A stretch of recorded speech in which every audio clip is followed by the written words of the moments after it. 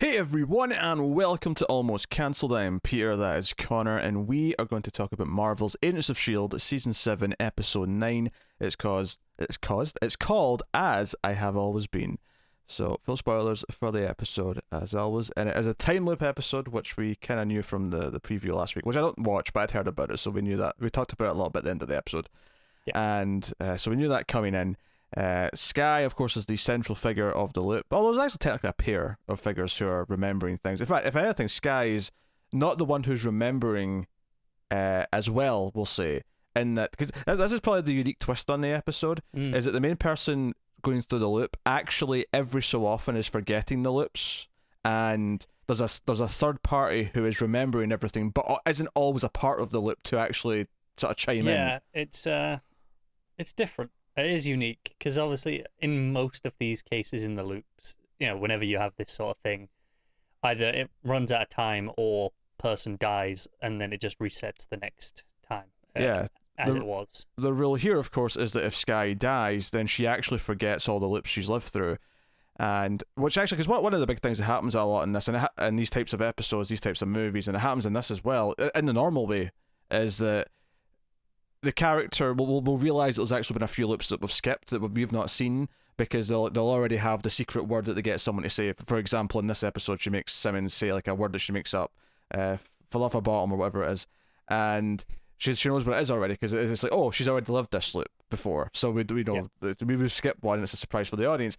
So that's a common thing in these time loop stories. However, the extra twist on this here is that we have this thing where Skye goes through a few loops, sort of going through the process of realizing what the loop is, what happens each time, and she eventually wakes up, LMD Coulson, and there's a little surprise to us and her that's like, no, this isn't the third or fourth loop, this is actually the 80th loop. Like, yeah. Every time you die, you forget everything and you start from scratch again. I think what's also unique about this, two things. One is more unique than the other. One is that there's not always necessarily like a ticking time bomb on these style of True. plots. There's usually like an infinite amount of time to sort things out. Which is unique. I agree. This one has a limited number of loops. We realise that because they're in basically the time vortex or whatever, and they're going towards the time black hole or whatever they call it. That'll do. And every time it resets, when Deke comes in saying we're X number of kilometers away, every time they're a little bit closer. So there's actually a ticking time bomb, as you say, that we're just going to lose if we don't do it in time. Which I'm not going to say is 100% unique, because I'm not certain, but it's unusual, uncommon at the very least. Well, for these types of stuff. You're saying you're not sure if it's completely 100% original, but I'd still say it's relatively unique, and I can't think of an example of all these time loop stories. I mean, unless I'm forgetting a detail of one of the movies that I've seen that did have this, and I've just forgotten. None are springing to mind. But I think the other thing that's interesting is something that these time loop stories do a lot is characters die, and you go, never mind, we'll just reset the loop and things are fine.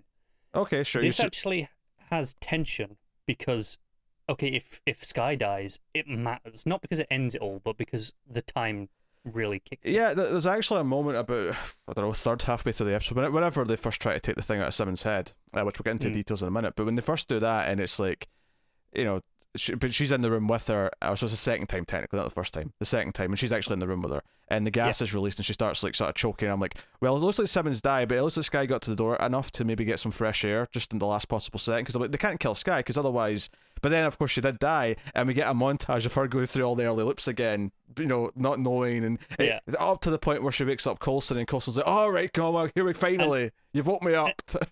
And it actually plays in an important way, like with Sousa, for example, sensing the trap and being like, okay, no, the rest of us are expendable. You're not. We don't have the time to that. Waste. If anything, I wish it went into that a bit more mechanically, where Skye's the only one who we can't let die, because Skye's the one who has to remember to go forward.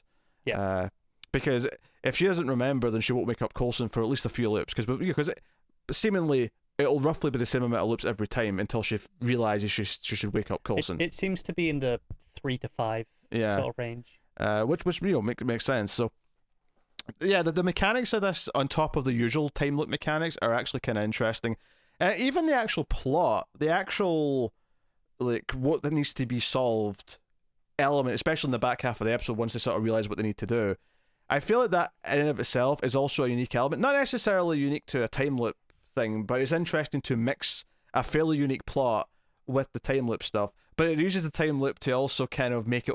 So to explain, the time reactor, flux capacitor, whatever we're calling it, is, you know, it's going, right. It needs to be fixed. They have to regulate the pulsing or blah blah blah, right? Technical reverse the polarity is what they need to do. That's the usual technobabble. And they're like, okay, right, we have to try and figure this out, and we have to do it before we, you know, get swallowed up into the time vortex and cease to exist forever, right? Not just that we die, it's that we never existed, as Deke puts it. And they basically realize that Simmons will actually have the answers to this, and Deke realizes this anyway, because Deke knows about the memory prohibitor, and he goes to speak to her, and then Skye and Coulson kind of like walk in and overhear some of it, and they're like, hey, you need to like fess up what's going on here, like you have to tell us, like, this is too dangerous. And as much as this is important that they can't know where Fitz is, Fitz wouldn't want us all to die to save him. He would rather jeopardize himself to save us. And this guy points out a really good mechanic here, is that, look, if we take the inhibitor out so you can tell us how to fix this thing, the loop's going to reset and it'll be like it never get taken out. We'll have the information, but the risk of, you know, someone getting to you and getting Fitz's location is not a risk anymore. It's gone. It's like, it's pretty genius. Which they also use to tease the shit out of us in a dramatic way towards the end. Because they do. The loop where they do eventually get it out of her and she's able to like give them the solution, which is Enoch's, you know, heart essentially. Before the time resets, she starts crying and says, oh my god, I can't believe it, you know, what have I done? And she actually starts screaming just before screaming in pain and tears just before, and it's like, what did she do? Oh no! What the hell is she remembering? This is terrifying. Oh no! What is she remembering? What unforgivable thing that she'll never forgive herself for did she do? Possibly two Fitz. I am now worried about Fitz's state of aliveness. Aliveness. That's what you're going with. That's the word I'm going with. State of just stasis. Status. That's the word you're looking for. Just status. Yeah, but mine sounded better. So that was just an expertise as well. So yeah, but the actual loop itself, you know, Skye wakes up, the usual thing, you know, she resets, she wakes up. The theory, they never actually really get a proper answer, but her theory is that her and Coulson, because they're in like pods of some kind, doesn't matter. Futuristic pods, yeah. That's why they remember. But you know, and she has this thing, so it does some really smart stuff here where, you know, we've been saying that maybe they're setting up a little Sousa romance. And they do this thing where she gets up and she sort of questions, you know, why are you always like, why are you like, you know, by my bedside, you know, while I'm ill and waiting for me to wake up and, like, you know, being there to protect me. And I have to say, so it does this trope, right, which it's not a complaint because I actually really like this trope, where in one of the loops he kind of confesses everything in a really heartfelt way. And to its credit, I thought the dialogue and the performance were both really good. For him, his explanation of why he's attracted to her, it never says he's attracted to her, right? It never actually says those words. But he's basically describing the type of person that he kind of falls in love with, which is someone who's a little bit headstrong and will probably jump headfirst and get hurt in order to save everyone else. And he likes being the person there to like make sure you're okay and like pick you back up. And it's really interesting seeing him clearly paralleling Skye and you know, Carter. Oh yeah, there's definitely some parallels there. But you know, Carter is destined to still be with Captain America. Mild spoilers for movies. So Sousa needed someone. And you know what? I didn't like Peggy Carter's show. I hated the first Captain America movie. I'm all on Team Skye here. I think he's locked out. He's on the winning end of this hand, quite frankly. Yeah, if anything, it's more the other way around. Is he good enough? And yes. Compared to the other options we've had in this show, yes, definitely. Oh yeah, he's way better than Lincoln. Oh yes, sweet Jesus! Finally, a love interest for Skye I can actually get behind. It's only taken 7 seasons. Yeah. Well, the first one was kind of Ward and he was evil, so that was an interesting dynamic. After that was fun. Yeah. And then it was Lincoln, and then Lincoln's death hurt her so bad that she just kind of been, you know. And then Deke was kind of a fun little comedy, like, you know, he's got a crush on her, but it was never taken seriously. It was never taken seriously from her end. No, which made it fun, but it wasn't a proper love interest in that sense. Although I'm just having flashbacks now to his VR. and Mac like threatening to tell people about it. Anyway, I noticed because I'd forgotten about it until that episode a couple ago with him in the lighthouse. The hallway where he'd set up in the lighthouse for the training room. that was the love hallway. That was the VR hallway, and I know as soon as he went in there, I was like, it all came flooding back. Now, honestly, the moment where Mac looks at Deke after like seeing that in the VR, after seeing it in the screen and sort of standing up and looking at him, and just this look between them, might be the single funniest moment of the entire show still. And I don't know if anything can top it. And this has a lot of funny moments. This show, it has them every week. This episode has like a series of them back to back when they're all trying to find Enoch. There's a great like montage in this. Anyway, back to anyway, I was just saying that Sosa's confession of love essentially without those words, and then her the next time she wakes up, sort of wanting his help, but before she gets his help, just sort of kisses him because it's like, and he obviously doesn't remember the previous stuff, so he's very confused for a minute. Yeah, but obviously it was all true. He was being honest about everything he said, so it's a nice. It's a nice little beat. It's a nice little beat. That again, this is not a unique trope. This is one where definitely other. One of my favorite things about Happy Death Day is kind of the main character's realization over the episode that the guy that's helping her is actually the best guy around. Who's like this. I would say most, not all, but most of the Groundhog Day style takes or movies or episodes have that trope in there. Yeah, it's a really common thing. I'm going to say half. Just because all the examples I can think in my head. I was like, Legend of Tomorrow didn't have it, and Edge of Tomorrow.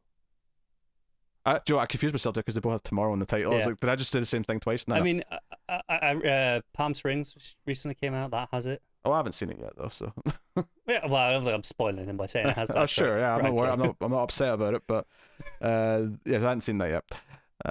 So anyway, so there's all these little things like Mac in the first loop gets these face burned with this like flare from the. He's blinded from the radiation. Yeah. Yeah, and obviously that's one of the things that Sky kind of stops happening like every other time. Yo-Yo gets trapped in one of the Quinjet and she can't get out for most. And actually, I kind of again the comedy here. Like, there's one loop where Coulson's trying to get her out because they think, oh, maybe she's quick enough to like get into the tiny thing and do whatever.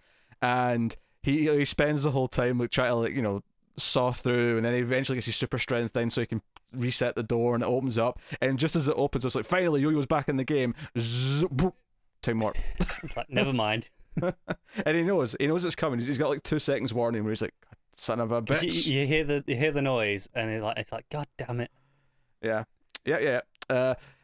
So but no, the main thing is that yes, so the first half is essentially kind of a murder mystery where once they get to the point where they realize that they want to get Simmons inhibitor out so they can access her memories, she tries doing it and the gas is released in the room and she just like dies. Yeah, at first it's like she's coughing as she's going to do it, and you're wondering, is this like a self-defense thing from the chip that when they install, like, it's connected to a nervous system, and when she tries to remove it, shuts down. Then Sky goes in and she starts coughing anyway. Yeah, and it's gas. But in a way, you were kind of right. It's not like a biological thing, but there is a safety mechanism essentially, just not internal. yeah, it wasn't quite what I was thinking, but it wasn't that far off. Yeah, but it becomes this murder mystery where they're kind of explain, okay, who's trying to kill whoever tries to take this thing out of Simmons, and they line up Simmons, Deacon, and Enoch as the ones who know it's there, and they're like, why would we ever try to kill each other? And they're all genuinely like dumbfounded by this possibility. And then they get to the realization that maybe Enoch is doing it and just doesn't know, like it was programmed, and he has no control over it. So the second they try to go, because Sousa makes like a little demonstration as well where he goes to grab it, and because it's mysterious, the drawers that's got the 80s cologne in it from Deke, which has been opened a couple of times, like that's already been opened, and the tools in there to take out the inhibitor. And so it's just like this seems suspicious. Let me try it first, and this is where I'm like, if you die, we're wasting time. And of course it kills him. Yeah, he just dies immediately. So yes. So once they realise this, and it becomes this kind of series of montage of, because at first it is just Sky and Coulson who go to like confront him, and this has, I think, one of my favourite moments of the episode, and up until some of the stuff at the end, I was like, oh man, that's the moment.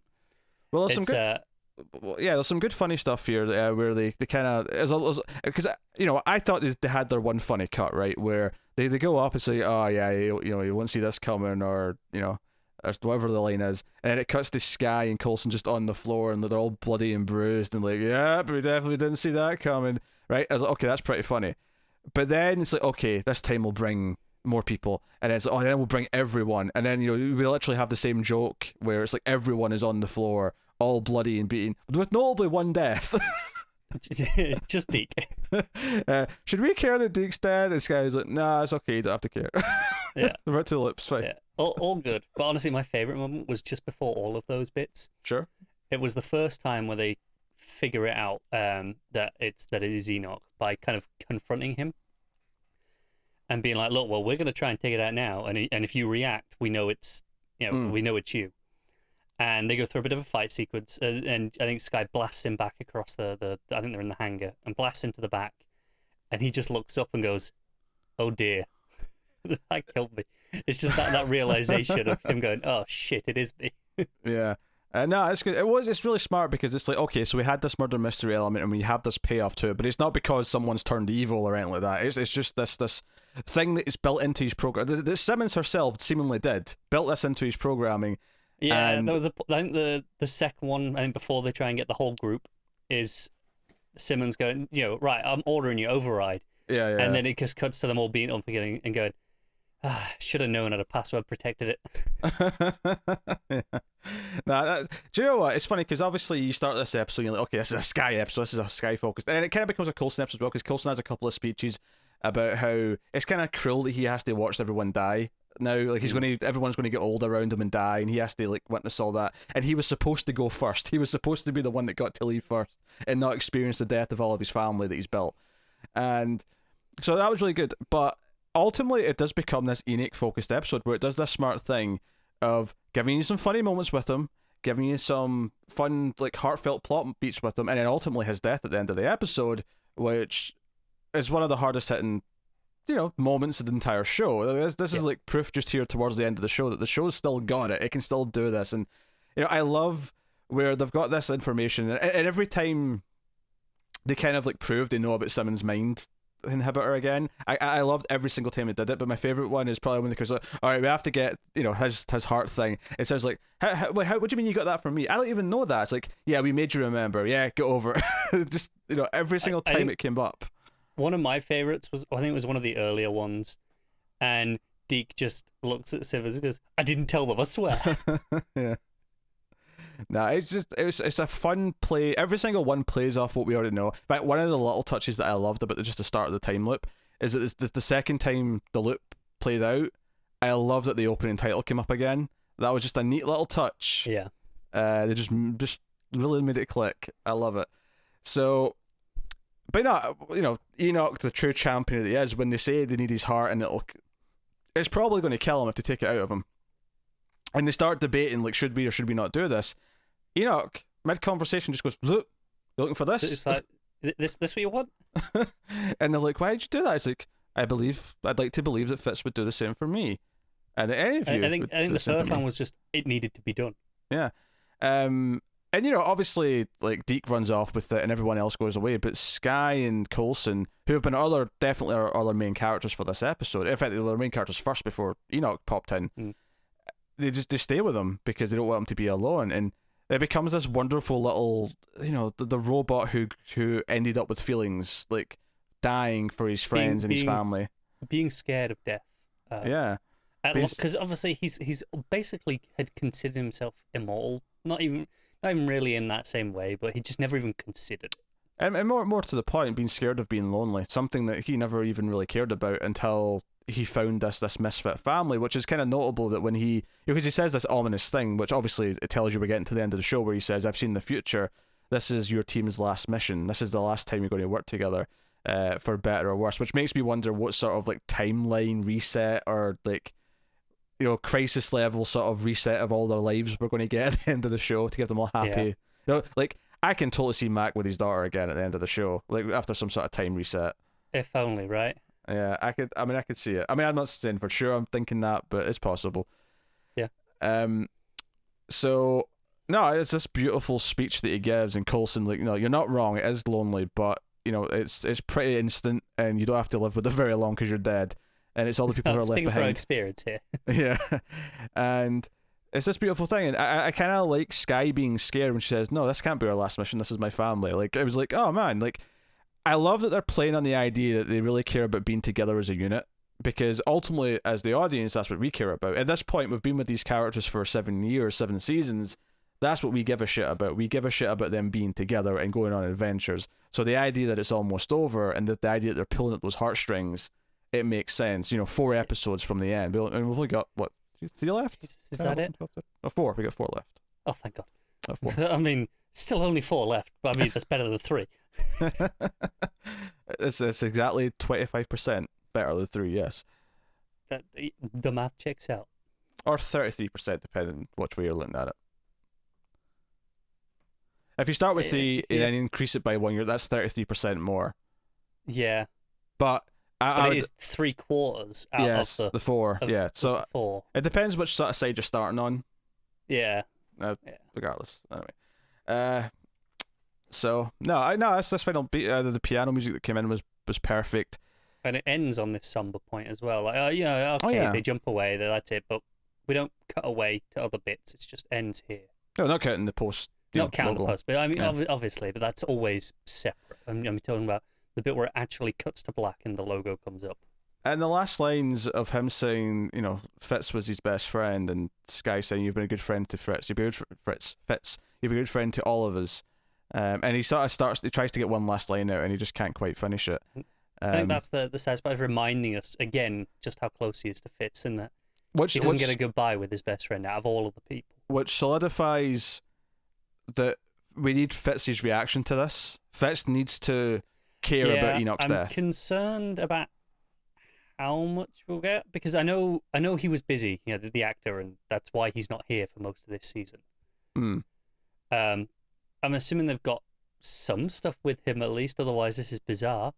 I'm hoping there's enough time that they had to get, things like these details. Oh, I expect he'll be there for the whole last 2, maybe, or something like that. Is my expectation. Yeah, I could live with that. We've only got 4 left, so I mean, I'm expecting to see him soon. But I feel like we have to have Fitz finally kind of acknowledge Enoch as a friend, because he never, he sort of played along a lot to get Enoch to do things properly and stuff like that, but and get him through tough situations. But we need that kind of acknowledgement from him now, and it'll hurt if we don't get it. So, Shield writers, Enoch's life was important, and make sure you and obviously thematically that ties into Coulson, who's questioning if he's even alive. Do I have a soul? Because I'm not the real Coulson. I'm an LMD. But no, he does seem to have feelings and stuff. And if Enoch can have this fear of death, then and kind of have that moment, then this version of Coulson can too. Yeah, LMD Coulson's totally sacrificing himself to save everyone in the ending. I'm probably. He's going to one last time. It's always the way, isn't it? All of these 4th death.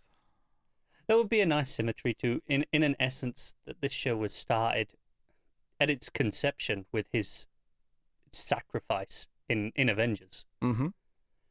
So there would be a nice symmetry to a sacrifice at the end as well. And it really return him in the timeline to just being dead. Yeah, I mean, you could even do the same thing as Avengers, where he dies early on in the finale to motivate everyone else, just like Avengers. Like, that's the inspiration the rest needed. I would actually appreciate the reference of that, rather than just being annoyed by it. Yeah, I would too. I'm not necessarily expecting them to do that, but I would too. So a lot of little jokes as Shield often does. It was very funny throughout the middle of the episode, especially. But probably the hardest hitting it's been all season. Once we got to the end point, and set off a character that I think most fans grew to love from his first appearance, which was really the start of season 5.